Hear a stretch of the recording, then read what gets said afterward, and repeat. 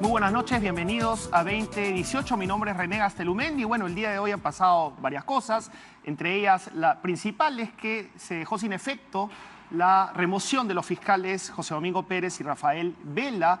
El fiscal de la Nación, Pedro Chávarri, dejó sin efecto esta resolución que suponemos mañana se publicará en El Peruano. Y para hablar de la coyuntura, para hablar de qué va a pasar con el acuerdo, si está en peligro, qué otra primicia nos podría traer en los próximos días, y para analizar lo que está pasando también con la calle, con el periodismo de investigación, con varios de los actores que en este momento están participando en la coyuntura nacional, hemos invitado al periodista Gustavo Gorriti, a quien le damos las buenas noches. Buenas noches, Gustavo. Buenas noches, René, ¿cómo estás?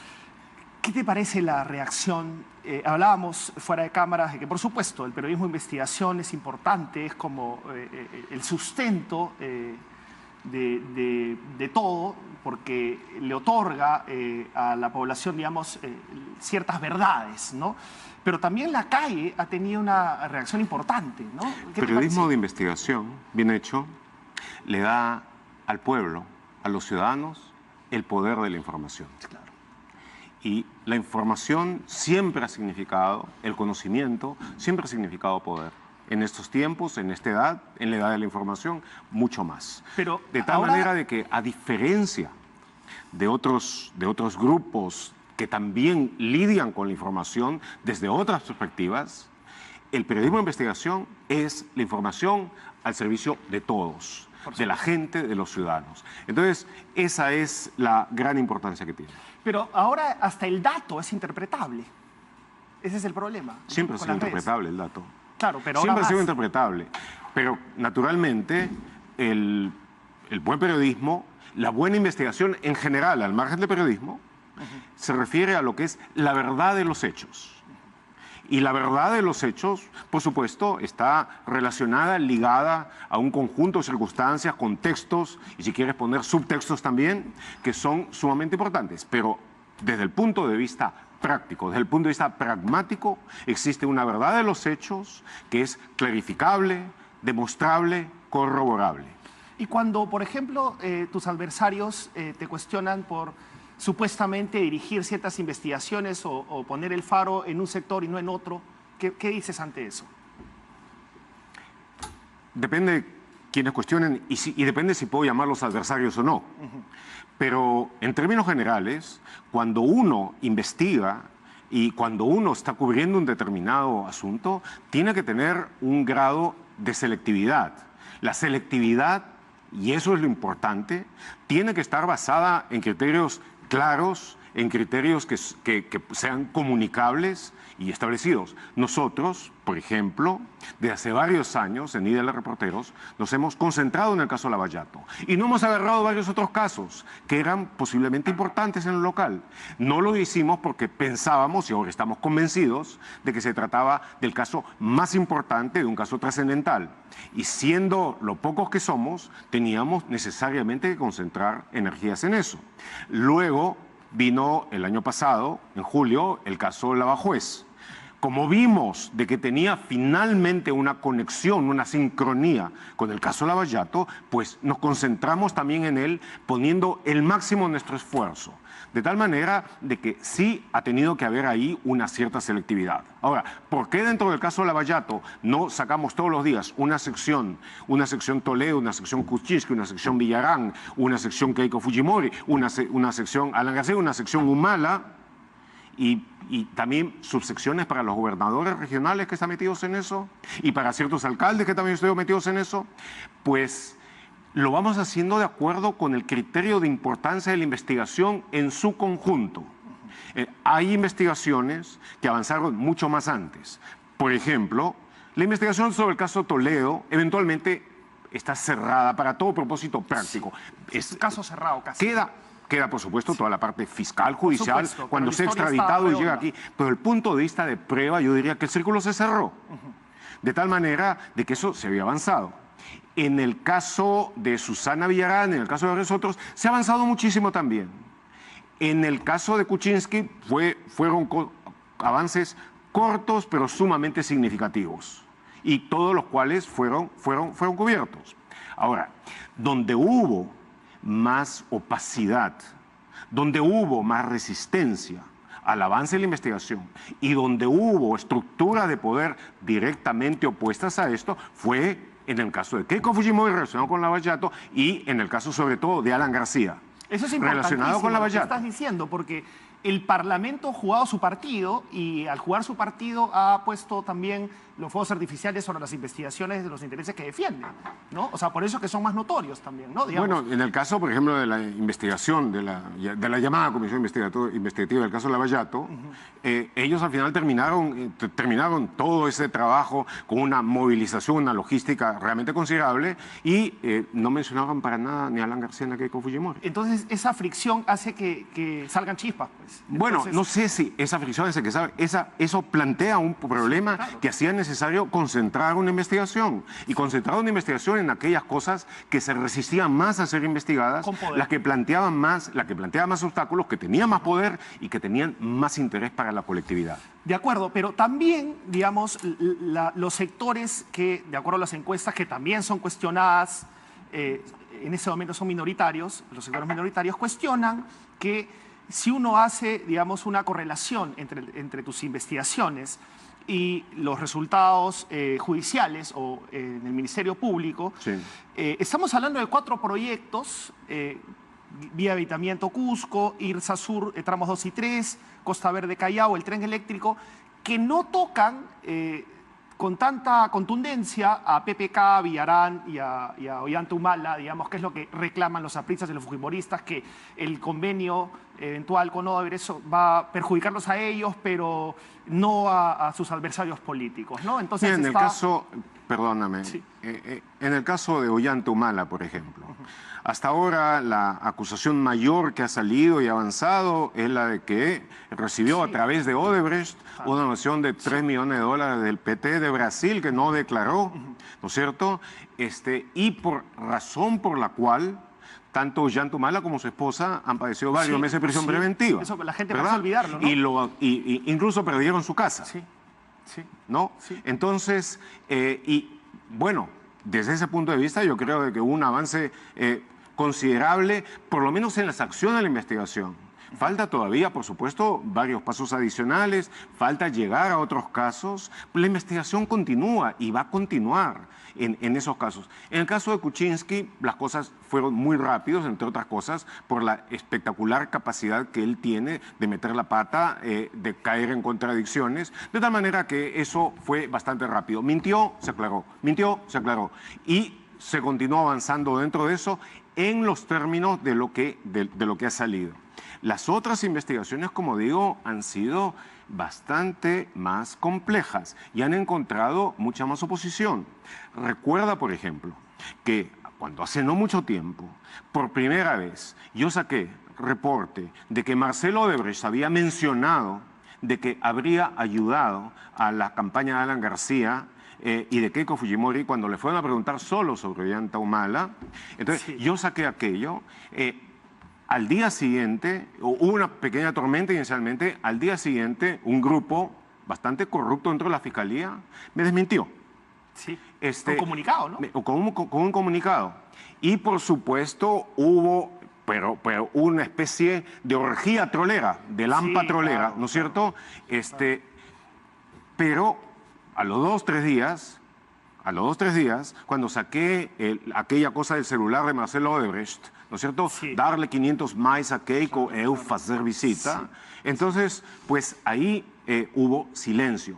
Sin embargo, cuando incluso meses después, una periodista del Comercio, Graciela Villasís, la jefa de la unidad de investigación y muy buena periodista por lo demás, sacó la información de que Marcelo Odebrecht había hablado sobre una donación a Keiko Fujimori salió.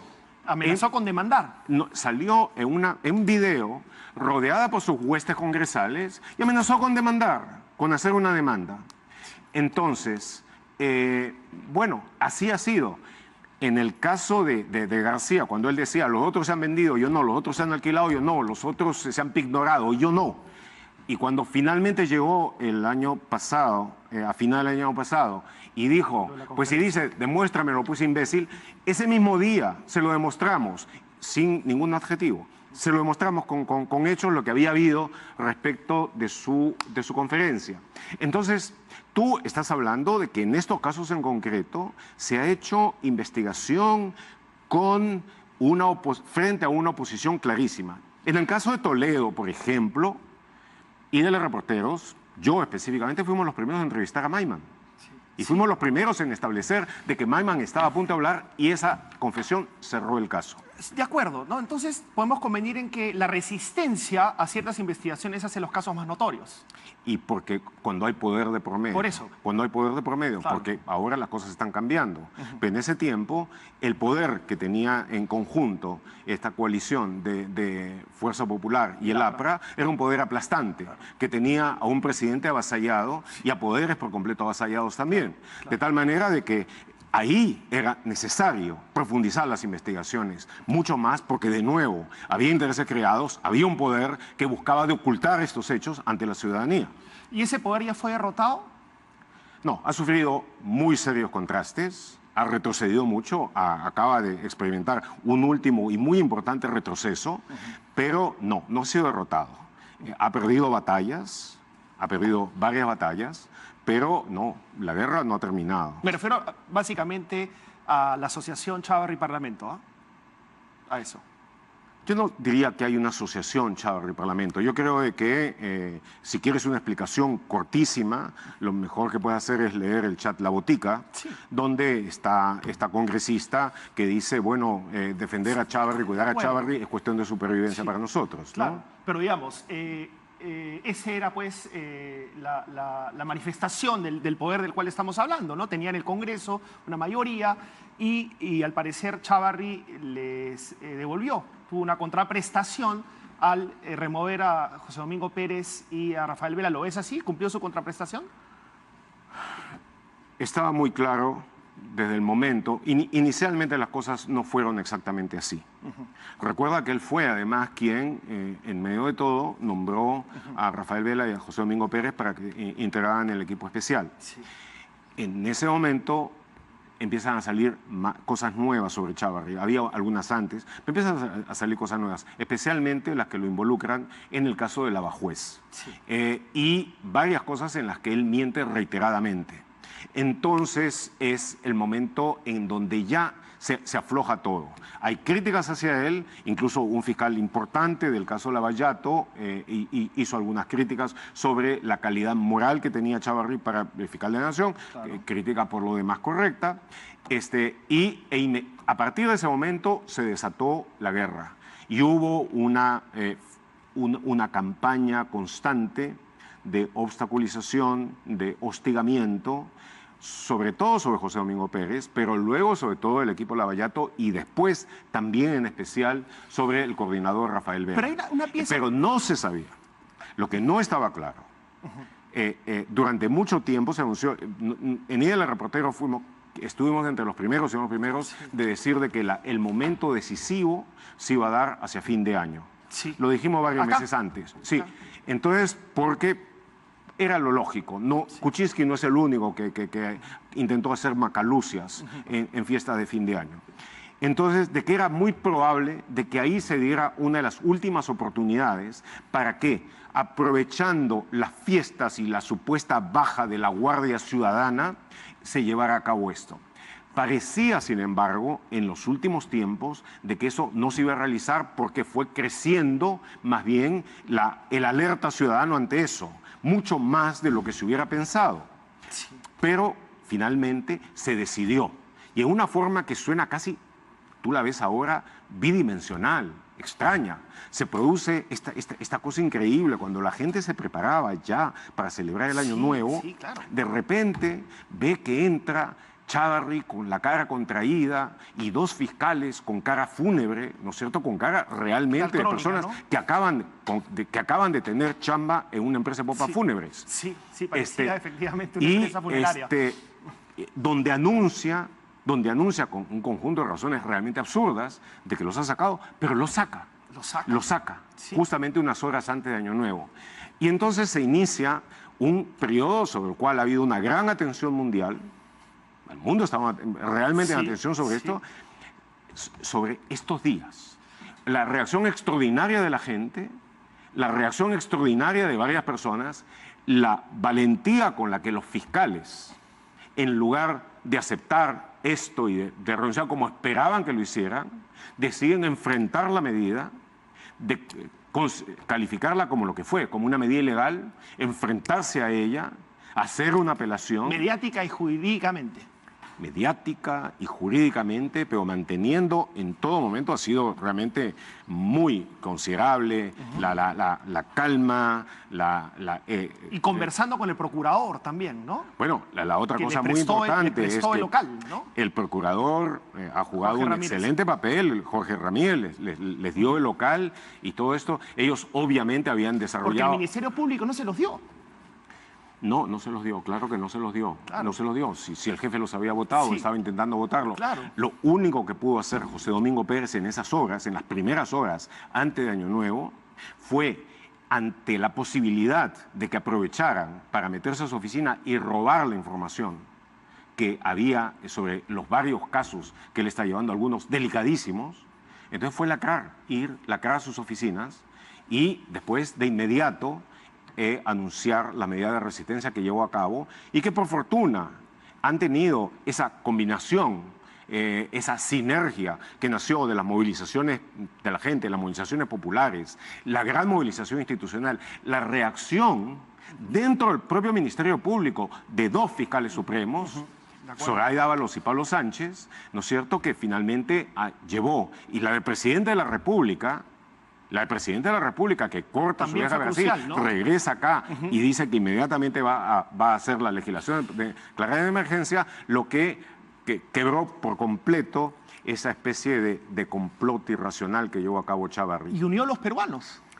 Unió a los peruanos y además unió a los peruanos con los brasileños, porque todos los fiscales, los procuradores que llevan a cabo el histórico caso Lavallato en Brasil, desde la Fuerza de Tarea de Curitiba, expresaron su malestar, su repulsa y su total solidaridad con Rafael Vela y con José Domingo Pérez. De acuerdo.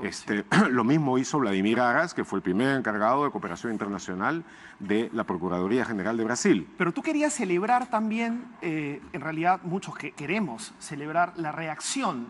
Es cierto que el periodismo de investigación brinda la información necesaria para generar indignación y otra serie de sensaciones necesarias, ¿no? para madurar como sociedad. Pero te ha gustado mucho la reacción de la gente, ¿no? ¿Te parece que estamos viviendo un periodo histórico y que esto podría conducirnos a... Yo lo veo ya desde hace algún tiempo. ¿Una profilaxis?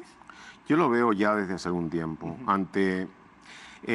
Primero, de que para mí siempre ha sido clara una cosa, de que el partido, si pudiera llamarse letal, mayoritario en el Perú, el mayor número de gente, no es como erradamente se lo ha llamado el antifujimorismo. Es el partido por la democracia. El de la gente que es un partido, si tú quieres, desorganizado, que se moviliza solo en circunstancias extremas, porque cuando se moviliza, decide los acontecimientos. Pero se moviliza anti, no pro, o también pro. No, en el fondo no es para evitar esto, sino para defender la democracia. Y mira, si pese a los regímenes decepcionantes que hemos tenido, a pesar de todo, hemos mantenido la democracia por un periodo, con una longevidad inédita en nuestra historia. Y hemos logrado, de nuevo, pese a gobiernos mediocres, decepcionantes y corruptos, casi todos ellos, hemos conseguido crecer como nación, hemos conseguido crecer como democracia, hemos conseguido que la gente pueda defender sus derechos en forma mucho más apropiada y hemos conseguido que tengan la capacidad de manifestarse y de tener resultados. Pero tú participaste en una marcha importantísima que es la conocida como la Marcha de los Cuatro Suyos y después, lamentablemente, Toledo nos decepcionó a todos, ¿no? Sí, pero... O sea, parecía, la marcha, se vivía sí, también... Hay una cosa que es sumamente importante especificar en esto. Ni yo, ni creo yo, ninguna de los cientos de miles de personas que participaron en la Marcha de los Cuatro Suyos, participamos por seguir a Toledo. Participamos para luchar por la democracia, para conquistar la democracia. En ese momento Toledo era el candidato que representaba la candidatura que había logrado los mayores votos. El aglutinador, ¿no? Era el aglutinador, era la persona que había renunciado ya a la candidatura personal para luchar por la democracia en el Perú. Entonces era la persona que en ese momento tenía el liderazgo. Pero la lucha fue por la democracia. Y fueron jornadas brillantes, fueron jornadas inolvidables. ¿No temes decepcionarte de nuevo? ¿Qué cosa? Con esta reacción ciudadana. Yo no me he arrepentido un segundo de lo que hice por la democracia. No a tus actos, en cuanto sino a lo que Toledo, pasó después. Bueno, en cuanto a Toledo, de nuevo, no me decepcioné de la democracia. Me decepcioné como todo el mundo de una persona que tuvo una oportunidad única en la historia, como fue el caso de Toledo, y que terminó siendo básicamente un delincuente. Por supuesto, pero ahora podría pasar lo mismo. Quiero decir que podría desaprovecharse otra vez una oportunidad como la. Es que en este caso años. no, no es un movimiento que supuestamente concluye en el momento en que se pone en la presidencia a una persona que supuestamente va a hacer las cosas que debe y que después no las hace. Esta es una democracia en acción, donde ahora, si ves, las personas a quienes la gente está siguiendo, aplaudiendo y todo, son fiscales. Sí. ¿Tú dónde has visto fiscales que sean aplaudidos como han sido aplaudidos estos? Eso es ¿Dónde has visto no es gente en Brasil? Que está...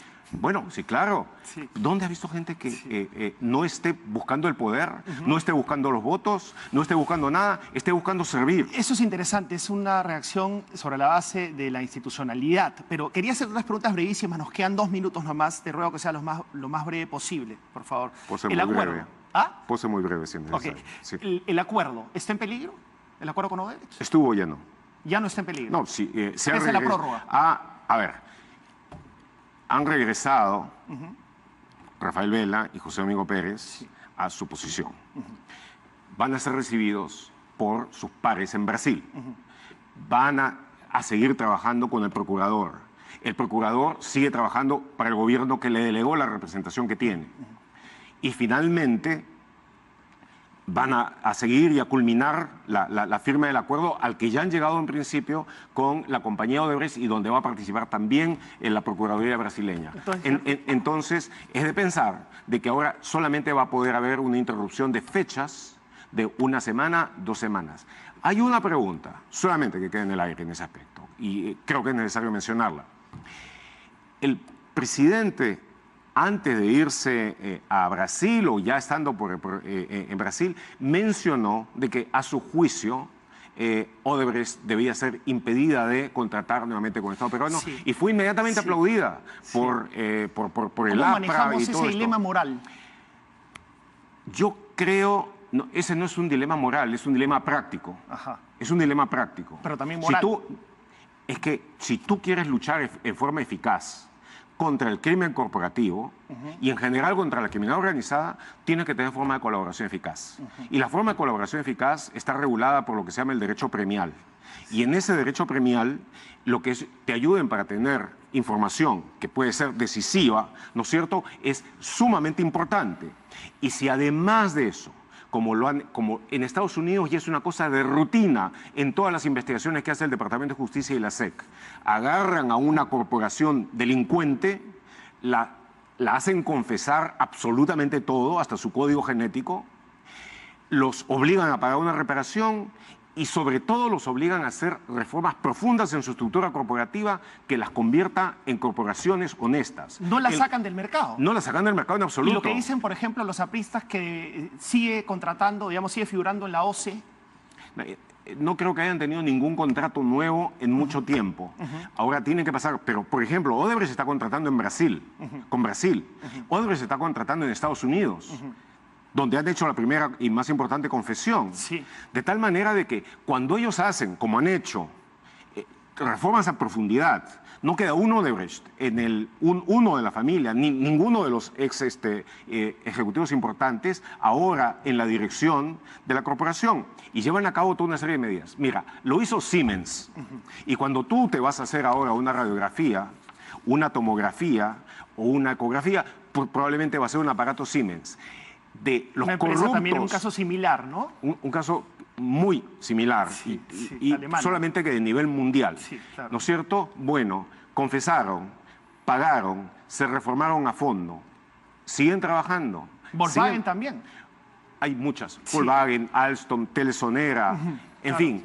Entonces, la cosa es, una compañía delinque, esa compañía se reforma, cambia, paga, habla, cuenta todo. Ese contar todo lleva a que otras compañías a su turno hablen, paguen, cuenten y se reformen. Y se reforma el primero, se reforma el segundo y el tercero. Como consecuencia, al final de eso, tienes compañías mucho más honestas, mucho mejores, rehabilitadas, que trabajan bien, ¿no es cierto? Y tienes un país más honesto y encima no has hecho un daño grave a la economía. De acuerdo. Para terminar, lo que ha propuesto Vizcarra para el Ministerio Público, ¿te parece viable? ¿Te parece bien? No la reacción, sino el proyecto de ley. Digamos, hay dos cosas ahí. Primero, la reacción rápida, fuerte y todo, que ha estado muy bien. En segundo lugar, el tenor de lo que han hecho, de lo que ha dicho y de lo que está planteado en la ley de emergencia, que está hecho al guerrazo y que necesita ser reformado porque hay muchas cosas que no están bien. Pero hay que tomarnos un tiempo, ¿no? Ahí. Hay que tomarse un tiempo, hay que hacer cambios y todo eso. Por ejemplo, solamente te digo una cosa, sacar a todos los fiscales supremos, cuando hay ahí dos, Zoraida Ábalos y Pablo Sánchez, que fueron cruciales en la resistencia que ha habido a esto y en la resistencia anterior a las cosas que quiso hacer Chávarri, sería un grave error. Esa es una de las cosas. Pero hay varias otras que necesitan verse mucho más a fondo y reformarse. Con pausa, ¿no? Con pausa. Perfecto. Muchísimas gracias. Y con gracias. inteligencia. Así es. Muchísimas gracias a Gustavo Ritti por estar aquí. Con mucho gusto. Felicitaciones por el premio recibido el año pasado. Gracias. ¿Se vienen más audios o no? Nosotros vamos a continuar trabajando y solemos producir algunas cosas interesantes y de repente algunas primicias. Muchas gracias por tu presencia. Gracias. Nosotros vamos a una pausa y regresamos con el congresista de Fuerza Popular, Carlos Tubino. Bien, ya está con nosotros el congresista y vocero de Fuerza Popular, Carlos Tubino, a quien le damos las buenas noches. Buenas noches, congresista. Buenas noches, René, y buenas noches a las personas que nos ven. Gracias por venir. ¿Qué ha pasado? Ha habido un cambio de actitud a partir de los tuits de Keiko Fujimori. No sé si producción me puede ayudar a ponerlos, que tienen que ver con lo que ha sucedido el día de hoy. Ahí está, el día de hoy que han repuesto a los fiscales que fueron removidos ayer. Keiko Fujimori dice: estoy enfrentando los momentos más difíciles de mi vida, me metieron presa 2 veces en un mismo mes de manera injusta y arbitraria y sigo aquí a la espera de un debido proceso. El segundo tuit: si tuviera alguna influencia no estaría 65 días en prisión, lejos de mis hijas y mi esposo, como cualquier peruana, tan solo pido un proceso justo. El tercero dice: si algo he entendido en todo este tiempo es que el fuego se apaga con agua, no con más fuego. Los peruanos necesitan volver a confiar en sus instituciones. Y el cuarto, tal vez el más importante para la entrevista de hoy: necesitamos un ministerio público sin dudas ni cuestionamientos, con autoridades que le garanticen a todos los peruanos alcanzar la justicia y la verdad, sin sesgos ni privilegios para nadie. Y el quinto, que tiene que ver también, necesitamos, repito, es necesario iniciar una reforma integral de una institución que es fundamental para una correcta administración de justicia. Es por eso que invoco a Fuerza Popular a apoyar y priorizar la declaratoria de emergencia del Ministerio Público de forma inmediata. Congresista, estas son órdenes. No, no son órdenes, son, vamos a decir, comentarios que con todo derecho lo puede hacer la presidenta de nuestro partido. Pero yo decir lo siguiente: desde que el fiscal Chávarri, el día 31, dio su mensaje en el cual relevó al fiscal José Pérez y al fiscal Vela, ¿cuál fue la posición nuestra? La posición nuestra fue el máximo respeto a la institucionalidad. Es decir, el fiscal Chávarri podía hacer lo que hizo, sí podía, porque de acuerdo a la Constitución Política del Perú, de acuerdo a la... Pero ustedes son un ente político también, ¿no? Es lo que dice, por ejemplo, sus compañeras como Rosa María Bartra, que somos un ente político por naturaleza, o Úrsula Letona, y esta vez no hicieron ningún comentario político, no se ciñeron a lo estrictamente legal. No, claro, porque acá lo que estábamos viendo es que lo que estábamos viendo es una institución la cual tiene todos sus procedimientos internos perfectamente reglamentados, tiene las leyes que la rigen, y al final lo que hemos estado viendo últimamente es el rompimiento de la jerarquía y una serie de temas que nos tienen que haber llamado la atención a todos los peruanos, independientemente de las investigaciones, sino las cosas que al final uno ve que se afecta a las instituciones. ¿Qué cosa es vivir en democracia? Vivir en democracia es tener instituciones fuertes, respetar la Constitución y respetar las leyes.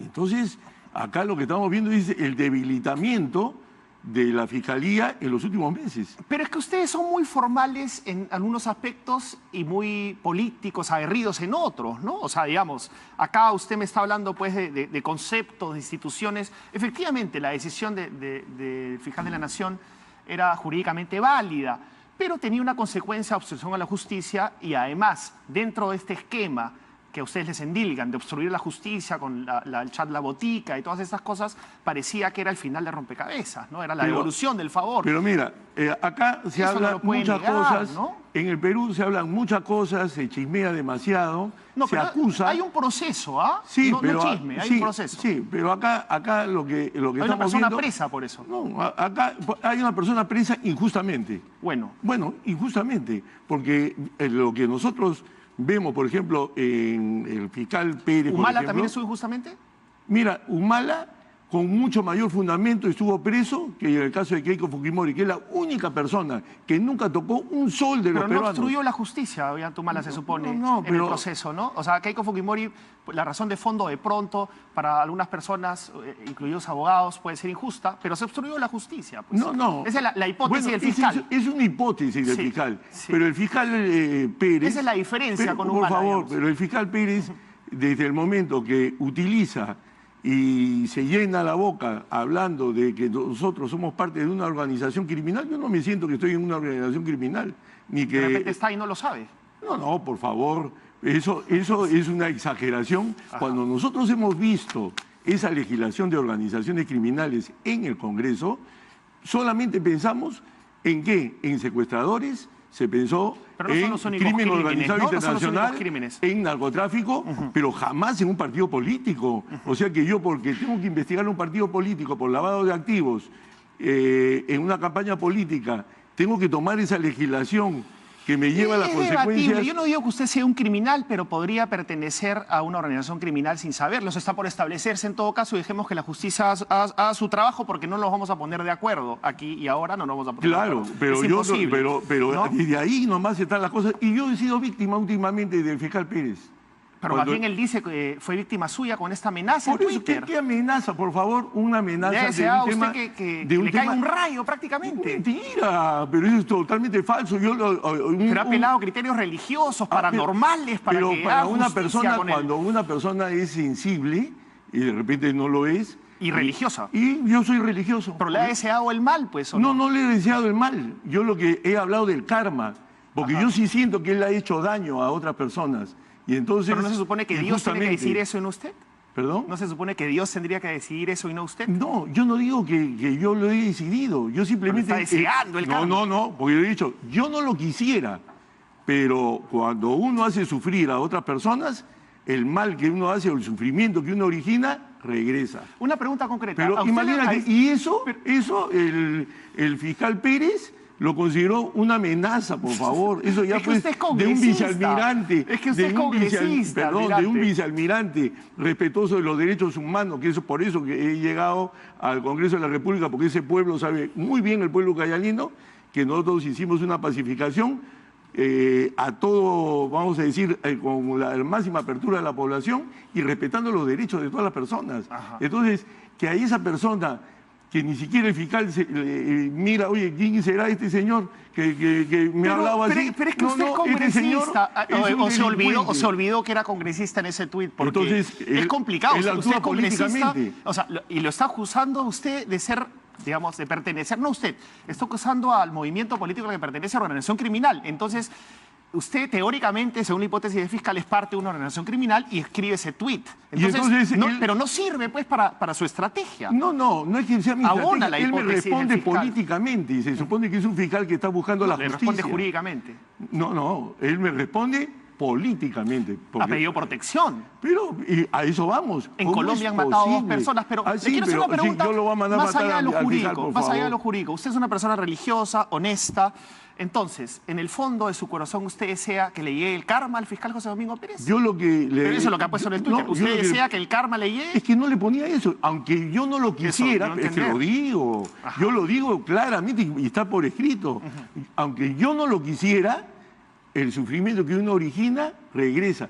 ¿Y a usted le gusta? La pregunta va correcta. ¿Le gustaría que ese sufrimiento que supuestamente originó Yo simplemente le estoy advirtiendo. regrese o no? Yo lo único que le estoy diciendo, oye, mira y haz el bien en tu vida, porque si no, también el mal puede regresar a ti. Yo lo estoy advirtiendo. ¿Y Keiko no estaría sufriendo, según su esquema paranormal, también las consecuencias de un karma? Mira, ella en este momento está sufriendo más de lo debido. Y lo que pasa es que está con crédito. las personas que la... ¿Tiene crédito a su favor? La olvidan. No que tenga un crédito. Pero lo que se ha hecho con ella no tiene nombre. Es la principal lideresa de un partido de oposición en un país democrático, entre comillas, que al final termina presa por 3 años, se le saca del proceso electoral del 2021 y sin proceso judicial. De repente ya con esta apelación, porque hay pluralidad de instancias, sale libre. Ojo, eso es lo que esperamos. Ojo, ¿no? Porque Ahora, queremos en la justicia. pero les ha ordenado desde prisión en la situación lamentable, porque no hay que desearle la prisión a nadie, en esta situación lamentable les ha ordenado tramitar este proyecto de ley del presidente Vizcarra. Y para muchas personas eso significa que no haya sospecha alguna de que siga obstruyendo la justicia, porque si ella, digamos, daba las instrucciones... No que obstruimos la justicia. No, pues, pero eso parece una movida estratégica, porque dice, no, denle trámite para que no digan después que estamos bloqueando. No. Que seguimos blindando. Acá hay varias cosas. Primero, nosotros no blindamos ni a Chávarri ni a nadie. Bueno, y decirte lo siguiente, con pero el respecto... 90% de la población más o menos cree que ustedes blindan. Pero es que claro, es que si todos los días se ametralla a la población diciéndole cosas que no son verdad, y entonces al final la población lo cree. Pero es que la población ve, congresista, la población ve sus declaraciones, ha visto a Becerril años, lo ha visto usted declarando los últimos 2 años. O sea, no es que los medios estemos permanentemente ventilando esas noticias. Pero, por ejemplo, en el caso Chávarri, ¿qué ventaja tenemos nosotros? ¿Acaso que nosotros necesitamos blindar a Chávarri? Por favor, si tenemos a nuestra lideresa presa. ¿En qué nos favorece? En absolutamente nada. Y mira, pero usted ha dicho, pero es que vamos a un hecho concreto, a un dato concreto. Usted en un tuit ha dicho, vamos a darle curso a lo que está pidiendo Keiko Fujimori, ¿no? Sí, al proyecto de ley. Sí. Pero eso no se ve en la subcomisión de acusaciones constitucionales respecto a las 5 denuncias de Pedro Chávarri. Entonces hay una incoherencia, pues, porque por un lado usted dice, ya apurémonos, y por otro lado justifica la prioridad de la subcomisión de acusaciones constitucionales. Si nosotros seguimos y cumplimos lo que dice el reglamento, por ejemplo, del Congreso, las comisiones son autónomas. Yo no puedo ir donde un presidente de comisión pero un tuit, pues, oiga, aunque sea. No, pero acá, un tuit, pues. Pero yo acá, si amenaza al fiscal, puede tuitear yo no lo he amenazado al fiscal. Pues, no puede le desea decir el eso. karma, puede apurar pues, a su colega segura, ¿no? Es decir, esas son exageraciones y que la población tampoco los ha aprobado, porque más es la aprobación que en ese tuit pone que le gusta y que al revés. Y una cosa, por ejemplo, en las declaraciones que vienen ahorita del 14 al 18 de enero. Iban a venir, pues. Bueno, probablemente se prorrogue. No creo. Pero cuando vengan. Ya. Lo que quiero decir yo, que acá tengo, por ejemplo, el programa de qué se va a ver. Entonces la gente cree que nosotros seguro estamos blindando a Chávarri, entre comillas, porque seguramente nos queremos cubrir con lo que viene de Brasil. Y lo que viene de Brasil es el lunes 14, caso Metro de Lima, Interoceánica Sur, tramos 2 y 3, y así. Todo son temas... ¿Puede repetir el caso que ha mencionado? Claro, caso Metro de Lima. Fiscal, ¿a qué gobierno corresponde? Interrogado Marco de Queiroz ¿a qué gobierno corresponde el caso Metro de Lima? El caso Metro de Lima corresponde seguramente a Alan García. ¿Y ustedes no votan igual que el APRA? ¿Pero qué tiene que ver? Pero por favor, nosotros, ¿qué tenemos que ver con el APRA? Yo no voto igual que el APRA. Que coincidimos a veces. Es pura coincidencia programática. Por supuesto que coincidimos. Programáticamente. ¿Tú crees que tenemos que ir en una alianza secreta bajo la mesa con el APRA? Ni mi vida. Pero el congresista Reati ha dicho que el APRA los llevaba de las narices. No, eso es mentira. ¿Es mentira? ¿Por qué le voy a creer? Mira, y pero después, y mira lo demás. El día lunes, caso Interoceánica Sur, tramo 2 y 3. El día martes 15, caso Interoceánica Sur, también tramo 2 y 3, caso Metro de Lima. Y así. El ICSA, aporte de Elizabeth Castro. Asumamos el hecho de que, claro, como dice Rosa Bartra en la Comisión Lavallato, Keiko no fue gobierno, pero fue congresista, ojo, en algunos de los... Sí, pero por favor, o sea que a mí me vas a pedir cuenta por los votos que hago, ¿no? Pues... ¿Por qué no? No, pues, porque, oye... ¿Por qué no? Porque esa es la total independencia que tienes tú como congresista. Y como periodista y ciudadano le puedo pedir explicaciones. Y constitucionalmente estamos protegidos por esa cosa. Tú hoy día votas y tu voto están protegidos por la inmunidad parlamentaria. Pero oye, como no es por inmunidad parlamentaria. El voto de un congresista tú no lo puedes el día de mañana procesar por el voto que hizo. No, eso no, pero se le puede pedir explicaciones, un ciudadano le puede pedir explicaciones, ¿no? Claro que me puedes pedir explicaciones. Amablemente. Por mi voto. Sí, claro. Pero eso es todo lo que se le pide. Pero no de acusar a una persona por sus votos, por favor. Pero un momento, es que yo entiendo lo que usted quiere decir, pero también es válido sospechar que esos votos pueden estar dirigidos a favorecer a una determinada empresa. Es que estamos en el país de las sorpresas. Cada día nos aproximamos más al Tribunal de la Inquisición en el Perú. Yo creo que en la Plaza Bolívar... Eso decía el ministro de Educación que ustedes censuraron. Tenemos el Congreso y tenemos el Tribunal de la Inquisición. Cada día acusando a la persona por sospechas. Los sentenciamos, no solamente acusamos, sentenciamos. Fulano de tal es un tal por cual porque habló fulano con tal. Ustedes se portaban así con Vizcarra y con el ministro de Educación. También ellos decían, parece el Tribunal de la Santa Inquisición, Fuerza Popular, y la población percibía que era un Tribunal de la Santa Inquisición selectivo. ¿Pero de cuándo? ¿De cuándo me hablas? Desde que empezó el gobierno de Pedro Pablo Kuczynski. Mira, yo lo que te quiero decir es lo siguiente. Hoy día en el Perú nos alejamos de lo que debe ser un país democrático. Un país democrático, tú tienes que, si quieres acusar a una persona y sentenciarla, pruébalo. Yo sí creo que el fiscal Pérez hoy día está nervioso. Pero se le prueba y lo blindan, pues, porque Donaire ya se probó. Pero déjame terminar. Pero su compañero Donaire del Ejército ya está sentenciado por el Poder Judicial y lo siguen blindando. No, pero eso se lo va a responder. Pero el fiscal Pérez está nervioso porque lo que él acusa hoy día tiene que probarlo si llega a un proceso judicial. Claro, el fiscal no tiene cómo probarlo, las cosas que él ha acusado. Claro. Y por otro lado, en el caso de Donaire, lo que sucede es lo siguiente. En el Congreso... ¿No hay una solidaridad militar ahí? No, ninguna solidaridad, de ningún tipo, ni de fondo ni de forma. General, almirante. Absolutamente. Acá lo único que hay es que en el Congreso siempre se ha manejado el Congreso con sentencias firmes y ejecutoriadas. Siempre. Bueno, ese es un debate porque el Poder Judicial ya se pronunció al respecto. El anterior presidente del Poder Judicial dijo que no está en manos del Congreso esa decisión por el Código de Procedimientos Penales anterior. Pero bueno, ya Donaire en este momento... está esperando un pronunciamiento como toda la ciudadanía del Congreso, pero prefiero en este momento hablar del congresista Mamani, porque el congresista de su partido, de Fuerza Popular, realmente deja mucho que desear. Con el video que ha circulado en las redes sociales y que lo hemos presentado en los noticieros, realmente yo no entiendo qué hace usted trabajando o habiendo trabajado tanto tiempo con este señor. Mira, vamos a verlo juntos. Sí. Vamos a ver juntos el video del congresista Mamani, refiriéndose así a este manoseo, a este tocamiento indebido que realizó en un avión en Puno a una tripulante de LATAM Airlines. Manosaz. Yo la verdad que ni su compañero de bancada. Yo qué significaba su manosaz. Pero yo cuando lo escuché por primera vez ese video dije, manosaz. ¿No entendió? Yo no entendí. ¿No entendió que estaba bromeando con la...? No, pero la verdad que si él ha estado... ¿Se lo han tenido que explicar a usted? No explicar, sino que yo sí condeno cualquier actitud contra la mujer. ¿Y yo tengo hijas mujeres, olvídate. Yo soy de lo que hemos sido educados, lo que pintamos canas. Primero que a las mujeres no se le toca ni con el pétalo de una rosa, ¿no? Hablando de esos temas. Y así he sido formado. Y la verdad que yo lamento muchísimo que este tipo de situaciones sucedan en un grupo que es un grupo grande, que es el de Fuerza Popular, y que lógicamente este tipo de situaciones no deberían existir en ningún sitio. Pero es que son varias situaciones, ¿no? Yesenia Ponce, etcétera, ¿no? O sea, pero este caso realmente... Es que ¿sabes por qué suceden esas cosas? Porque en el Perú, yo te voy a explicar, porque en el Perú no tenemos partidos políticos consolidados.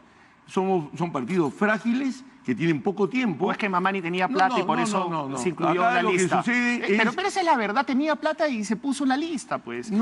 Mira, yo no conozco cómo llegó Mamani ni cómo llegó. Pero tal vez debió haberlo conocido para postular por Fuerza Popular, pues, porque usted dice no conozco y ahí está el señor. Es que es verdad. Tal vez debió conocerlo, pues. Perdón. No sabía lo que se metía. No. Es que yo, por ejemplo, he postulado por la región Ucayali. ¿Qué tengo que ver yo con los congresistas de Puno, de esto, del otro Pero lado? justamente es una de las lecciones para aprender, pues, congresista. Saber... ¿Perdón? Esa es una lección para aprender para todos los políticos, saber quiénes van a compartir. Es que no me dejas concretar la idea que te quería decir. Yo lo que te quería explicar es que cuando los partidos no, por el tiempo que tienen de funcionamiento o de creados, no puedes tener gente que ha hecho carrera política en el partido, entonces tienes que recurrir a los invitados. Y al recurrir a los invitados suceden estas cosas, porque además esas personas han sido rechequeadas en la OMPE. Y entonces al final... Bueno, pero es una responsabilidad de ustedes, ¿no? Claro que al final es una responsabilidad del partido, pero sí te digo que esto puede seguir sucediendo. Si fuese su inferior jerárquico en la Marina, ¿qué le haría el señor Mamani? Bueno, estaría de baja hace rato. Ya, entonces ¿por qué no le dan de baja en el Congreso? Pero es que están siguiendo los procedimientos. ¿Sí? Pero le van a levantar. Perdón, a Mamani nadie lo va a brindar. ¿Va a ir al Pleno? Cuando llegará al Pleno y se votará como se tenga que votar. Pero Donaire sí. Ya lo votamos, ya lo suspendimos 120 días. Nadie está blindando a Mamani, ¿eh? O sea que tampoco digamos esas cosas, porque no es verdad. Es que lo de Donaire pues da que pensar, ¿no? Pero lo de Donaire es... Mira, cuando Marta Chávez... No, pero déjame concretar una idea. Cuando Marta Chávez fue sacada del Congreso, como ha sido el caso de Kenji Fujimori, ella quiso volver y ya tenía una sentencia en primera instancia. ¿Y qué le dijo el Congreso? No, señora, usted no vuelve a este Congreso. Usted tiene que traernos sentencia firme y ejecutoriada. Así que en el Congreso... Pero hay un debate de interpretación y ustedes interpretan por la fuerza de los números, porque tienen mayoría todavía. Para terminar, brevísimamente, porque ya está el doctor Urbiola para hablar del tema procedimental del proyecto de ley que ha presentado el presidente de la República. ¿Qué va a pasar con ese proyecto de ley en términos de urgencias, prioridades? Nosotros vamos a darle el trato que corresponde. Ya ordenó Keiko, ¿ah? No es Keiko. Nosotros somos personas responsables que creemos que ese proyecto sí es un proyecto importante, hay que darle la urgencia del caso, pero tiene que estar enmarcado en esto, en la Constitución Política del Perú. Y acá sí nos preocupa el artículo... Pero la Junta de Portavoces puede hacer maravillas, ¿no? No, eso sería una irresponsabilidad. Pero usted... Lo que acaba de decir. O sea, que yo diga, este proyecto de ley que podría estar rozando con la Constitución Política del Perú, que vaya de frente al Pleno del Congreso, pues, que no pase por la Comisión... No, que pase de frente a la Comisión de Constitución y que no vaya a la Comisión de Constitución ni a la Comisión de Justicia, que vaya de frente al Pleno. Eso sería atentar contra la democracia en el Perú. Como el proyecto de ley pues, que favorecía a Alberto Fujimori. Acá no me cambia la idea. Pero es que acá el tema es que tenemos que respetar esto, que vivir en democracia es respetar la Constitución y las leyes. Mientras ese proyecto de ley, que yo no soy la persona autorizada para indicarlo, si es constitucional o no, serán los constitucionalistas, los distinguidos abogados, como el que está acá presente, el que nos está esperando, y entonces yo creo que por ahí está la cosa, pero lo que sí es un proyecto importante, le vamos a dar la celeridad, que se debata y que se llegue a una conclusión con ese proyecto de ley. De repente hay que hacerle algunas modificaciones. Exacto. ¿Sí? Para eso está el Congreso. De eso vamos a conversar con el doctor Urbiola. Muchísimas gracias, congresista, por su paciencia, por su correa y por venir. Muchísimas gracias. Muchas gracias. Vamos a la pausa y regresamos con el expresidente del Tribunal Constitucional, Óscar Urbiola.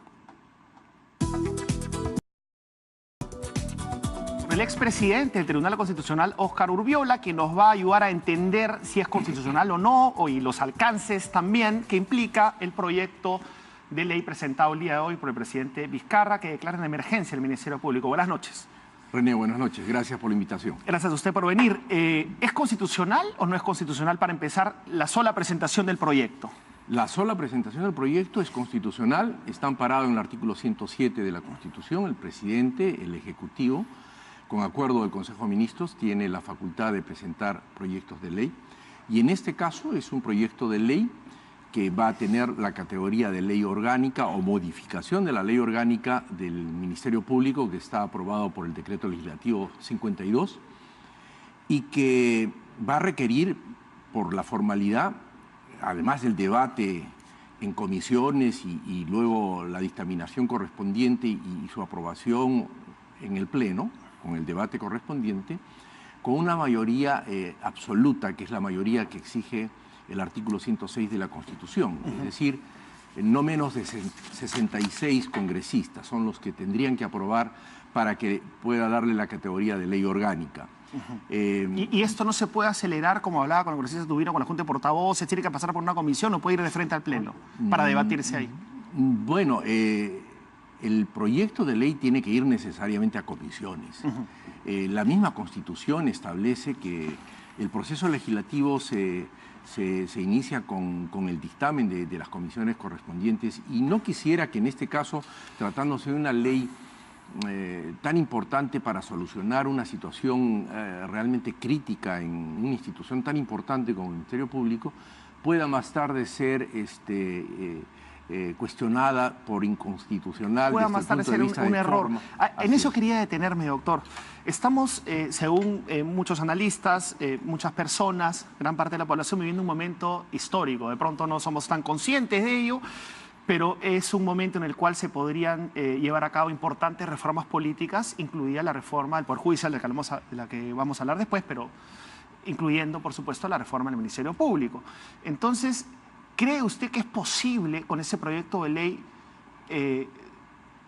reformar a profundidad el Ministerio Público? No, con este proyecto de ley no. Es un proyecto de ley para una medida transitoria. Porque si nosotros comparáramos en el nivel de importancia y de incidencia en todo este proceso entre esta ley y la ley orgánica de la Junta Nacional de Justicia, yo diría que la ley orgánica, según el proyecto que ha sido presentado y que está ya en el Congreso, tendría más importancia que esta. Sobre todo ahora... ¿Se interrumpen? No es que se interrumpan. Lo que ocurre es que la misma ley de emergencia del Ministerio Público establece la participación de la Junta Nacional de Justicia para evaluar a los fiscales supremos que se suspenderían en la medida en que se apruebe esta ley de emergencia. Antes de seguir con la reflexión sobre el tiempo, ¿esa suspensión no es inconstitucional? Porque entran los fiscales adjuntos. Es una afectación, en cierta forma, leve de una institución que por mandato constitucional es autónoma, pero en el análisis que se hace desde la perspectiva constitucional, los derechos y muchas instituciones de categoría constitucional, en una ponderación, en un test de proporcionalidad, a veces tienen que resistir una afectación que en este caso no es de gran intensidad, porque no se trata de una destitución, sino de una suspensión. Y la misma ley establece que son los fiscales supremos adjuntos los que asumirían transitoriamente estas funciones y elegirían dentro del seno de estos fiscales adjuntos, y que se convertirían fiscales supremos transitorios, al fiscal de la nación transitorio. Con lo cual se superaría esta situación de crisis.